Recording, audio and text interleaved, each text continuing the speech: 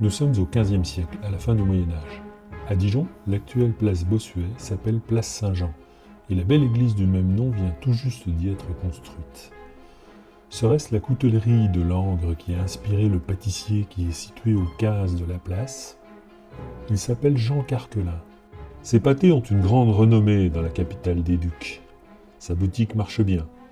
Les fameux pâtés sont servis sur toutes les tables bourguignonnes et surtout les plus grandes tables.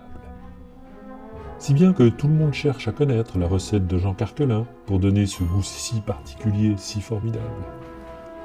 Parallèlement, à la même époque à Dijon, on déplore de nombreuses disparitions d'enfants inexpliquées.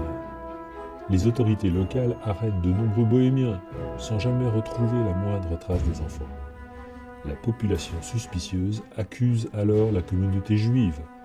Rien n'y fait, toujours pas d'enfants. Mais un jour, Guillemette Torchepinte, célèbre cafetière de la rue du Bourg, sort de son établissement en hurlant « Mon fils a disparu! Qu'on me rende mon fils !» La foule se rassemble autour de la mère désespérée. C'est alors que le perruquier dénonce son voisin, Jean Carquelin, déclarant que des enfants entrent dans cette maison et n'en ressortent jamais. Le doute s'installe chez les habitants de Dijon. On enquête, on se rend chez Carquelin. On découvre alors dans un pâté un doigt humain. Aussitôt, les autorités locales sont prévenues. Elles accourent chez le pâtissier.